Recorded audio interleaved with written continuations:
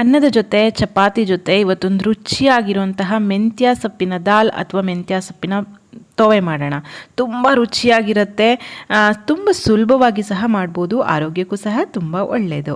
Hi friends, ಎಲ್ಲರಿಗೂ ನಮಸ್ಕಾರ. Welcome to ಸಂತೃಪ್ತಿ ಕಿಚನ್. ಇದನ್ನು ಮಾಡೋದಕ್ಕೆ ನಾನು 1 ಕಪ್ಪಿನಷ್ಟು ತೊಗರಿಬೇಳೆ ತೊಗೊಂಡಿದ್ದೀನಿ. ಸ್ವಲ್ಪ ಬೇಳೆ ಜಾಸ್ತಿ ಬೇಕಾಗುತ್ತೆ. ನಾವು ಇದಕ್ಕೆ ಕಾಯಿಯನ್ನೆಲ್ಲ ಯೂಸ್ ಮಾಡ್ತಾ ಇಲ್ಲ. ಮೊದಲಿಗೆ ಬೇಳೆಯನ್ನು ಚೆನ್ನಾಗಿ ತೊಳೆದು ಅದಕ್ಕೆ 2 ಕಪ್ಪಿನಷ್ಟು ನೀರನ್ನು ಹಾಕಿ ಅರ್ಧ ಚಮಚದಷ್ಟು ಅರಿಶಿಣ, 1-2 ಹನಿಯಷ್ಟು ಎಣ್ಣೆಯನ್ನು ಹಾಕಿಬಿಟ್ಟು ಕುಕ್ಕರ್ನಲ್ಲಿ ಮೆತ್ತಗೆ ಬೇಳೆಯನ್ನು ಬೇಯಿಸ್ಕೊಳ್ತೀನಿ. ಈ ಕಡೆ ನಾನು 1 ಕಟ್ಟಿನಷ್ಟು ಮೆಂತ್ಯ ಸೊಪ್ಪನ್ನು ಚೆನ್ನಾಗಿ ತೊಳೆದು ಸಣ್ಣದಾಗಿ ಹೆಚ್ಚಿಟ್ಕೊಂಡಿದ್ದೀನಿ. ಬಲತಿದ್ರೆ ದಂಟು ಹಾಕೋದು ಬೇಡ. ಇಲ್ಲಿ ನೋಡಿ, ಬೇಳೆ ಹದವಾಗಿ ಸರಿಯಾಗಿ ಬೆಂದಿದೆ. ಇದನ್ನು ಒಂದು ಸಲ ಮಸ್ಕೊಳ್ಳೋಣ. ಈ ರೀತಿ ಮಾಡೋದ್ರಿಂದ ಬೇಳೆ ಚೆನ್ನಾಗಿ ಮ್ಯಾಶ್ ಆಗುತ್ತೆ, ಸೊಪ್ಪಿನೊಟ್ಟಿಗೆ ಹೊಂದಿಕೆ ಆಗುತ್ತೆ. ಹಾಗಾಗಿ ಕಡ್ಗೋಲಿಂದ ನಾನು ಈ ರೀತಿ ಮಸಿತಾ ಇದ್ದೇನೆ. ಬೇಳೆ ಪೂರ್ತಿಯಾಗಿ ಮಸ್ದು ಆಗಿದೆ. ಈಗ ಬಾಣಲೆಗೆ 2 ಚಮಚದಷ್ಟು ಎಣ್ಣೆ ಹಾಕೋತಾ ಇದ್ದೀನಿ. ಎಣ್ಣೆ ಬಿಸಿ ಆದಮೇಲೆ ಅರ್ಧ ಚಮಚದಷ್ಟು ಸಾಸಿವೆ ಹಾಕ್ತಾ ಇದ್ದೇನೆ, ಅರ್ಧ ಚಮಚದಷ್ಟು ಜೀರಿಗೆ ಹಾಕ್ತಾ ಇದ್ದೇನೆ, ಸಣ್ಣದಾಗಿ ಹೆಚ್ಚಿರುವಂತಹ 5-6 ಎಸಳು ಬೆಳ್ಳುಳ್ಳಿ ಹಾಕ್ತಾ ಇದ್ದೀನಿ, ಮುರಿದಿರುವಂತಹ 1 ಬ್ಯಾಡಗಿ ಮೆಣಸು. ಇಲ್ಲಿ ಬೆಳ್ಳುಳ್ಳಿ ತಿಂದೇ ಇರೋರು ಇಂಗನ್ನು ಹಾಕ್ಬೋದು. ಬೆಳ್ಳುಳ್ಳಿ ಕಂಪ್ಲೀಟ್ಲಿ ಆಪ್ಷನಲ್. ಸ್ವಲ್ಪ ಹಸಿ ವಾಸನೆ ಹೋದ್ಮೇಲೆ ಬೆಳ್ಳುಳ್ಳಿದು ಹೆಚ್ಚಿರುವಂತಹ 2 ಹಸಿಮೆಣಸಿನಕಾಯಿ ಹಾಕೋತಾ ಇದ್ದೀನಿ. ಹೆಚ್ಚಿದಂತಹ 1 ಈರುಳ್ಳಿ, ದೊಡ್ಡ ಈರುಳ್ಳಿಯನ್ನು ಸಣ್ಣದಾಗಿ ಹೆಚ್ಚಿಟ್ಕೊಂಡಿದ್ದೀನಿ. ಅದನ್ನು ಹಾಕಿಬಿಟ್ಟು ಈರುಳ್ಳಿ ಹಸಿ ವಾಸನೆ ಹೋಗೋ ತನಕ ಹುರಿಬೇಕು. ಈ ಮೆಂತ್ಯ ಸೊಪ್ಪಿನ ದಾಲ್ ಅನ್ನದೊಟ್ಟಿಗೆ, ದೋಸೆ, ಚಪಾತಿ ಒಟ್ಟಿಗೂ ಸಹ ತುಂಬ ಚೆನ್ನಾಗಿರುತ್ತೆ. ಸ್ವಲ್ಪ ಗಟ್ಟಿಯಾಗಿ ಮಾಡಿಕೊಂಡ್ರೆ ನೀವು ಚಪಾತಿ ಒಟ್ಟಿಗೂ ಸಹ ಸರ್ವ್ ಮಾಡ್ಬೋದು.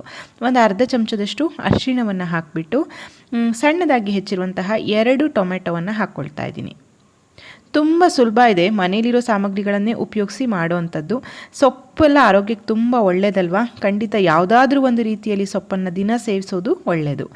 ಈಗ 1 ಟೀ ಚಮಚದಷ್ಟು ಅಚ್ಚ ಖಾರದ ಪುಡಿಯನ್ನು ಹಾಕಿದ್ದೇನೆ. ಹಸಿ ಮೆಣಸಿನಕಾಯಿನೂ ಹಾಕಿರೋದ್ರಿಂದ ಖಾರವನ್ನು ನೀವು ನೋಡಿಕೊಂಡು ಹಾಕ್ಕೊಳ್ಳಿ.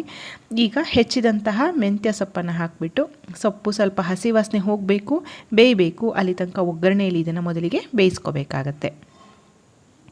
ಇಲ್ಲಿ ಮೆಂತ್ಯ ಸೊಪ್ಪಿನ ಒಟ್ಟಿಗೆ ನೀವು ಪಾಲಕ್ ಸೊಪ್ಪಿದ್ರೆ ಅದನ್ನು ಸಹ ಹಾಕ್ಕೋಬೋದು. ನೋಡಿ, ಸೊಪ್ಪು ಕಡಿಮೆ ಪ್ರಮಾಣಕ್ಕೆ ಇಳಿದಿದೆ, ಬೆಂದಿದೆ ಚೆನ್ನಾಗಿ. ಈಗ 1 ಅರ್ಧ ಚಮಚದಷ್ಟು ಉಪ್ಪನ್ನು ಹಾಕಿ 2 ದೊಡ್ಡ ಚಮಚದಷ್ಟು ಹುಣಸೆ ಹಣ್ಣಿನ ರಸವನ್ನು ಇದಕ್ಕೆ ಸೇರಿಸ್ತಾ ಇದ್ದೀನಿ. ಹುಳಿ ಟೊಮೆಟೊ ಹಾಕ್ಕೊಂಡಿದ್ರೆ ಹುಣಸೆ ಹಣ್ಣನ್ನು ಸ್ವಲ್ಪ ಕಡಿಮೆ ಹಾಕ್ಕೊಳ್ಳಿ. ಜಾಮೂನ್ ಟೊಮೆಟೊ ಆದರೆ 1-2 ಚಮಚ ಹುಣಸೆ ಹಣ್ಣಿನ ರಸ ಬೇಕಾಗತ್ತೆ.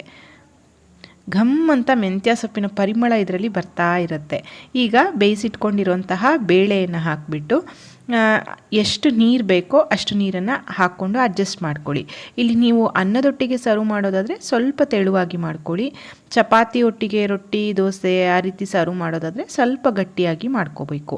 ನೋಡಿ, ಬೇಳೆನ ಚೆನ್ನಾಗಿ ಮಸ್ದಿರೋದ್ರಿಂದ ಆ ಸೊಪ್ಪಿನೊಟ್ಟಿಗೆ ಇದು ಹೊಂದಿಕೆ ಆಗ್ತಾ ಇದೆ. ಇಲ್ಲಾಂದರೆ ಬೇಳೆ ಥರನೇ ಇದು ಬಿಡುತ್ತೆ. ಹಾಗಾಗಿ ಈಗ ರುಚಿಗೆ ತಕ್ಕಷ್ಟು ಉಪ್ಪನ್ನು ಹಾಕಿ, ತುಂಬ ಗಟ್ಟಿ ಅನ್ನಿಸ್ತಾ ಇದೆ, ನಾನು ಚೂರು ನೀರನ್ನು ಇದಕ್ಕೆ ಸೇರಿಸ್ಕೊತಾ ಇದ್ದೀನಿ. ನೀರನ್ನು ಹಾಕಿ 1-2 ನಿಮಿಷ ಮುಚ್ಚಿ ಇದನ್ನು ಬೇಯಿಸ್ಕೋಬೇಕಾಗತ್ತೆ. ಇಲ್ಲೆಲ್ಲ ಚೆನ್ನಾಗಿ ಬೆಂದಿದೆ. ಒಂದು ಸ್ವಲ್ಪ ಹಸಿ ವಾಸನೆ ಹೋಗೋ ತನಕ ಕುದ್ರೆ ಆಯಿತು. ನೋಡಿ, ಚೆನ್ನಾಗಿ ಕುದೀತಾ ಇದೆ. ಒಳ್ಳೆ ಮೆಂತ್ಯ ಸೊಪ್ಪಿನ ಪರಿಮಳ ಸಹ ಬರ್ತಾ ಇದೆ. ರುಚಿ ನೋಡಿದ್ದೀನಿ, ಉಪ್ಪು, ಖಾರ, ಹುಳಿ ಎಲ್ಲ ಪರ್ಫೆಕ್ಟ್ ಆಗಿದೆ. ಇನ್ಯಾಕೆ ತಡ, ಸರ್ವ್ ಮಾಡ್ಕೊಳ್ಳೋಣ.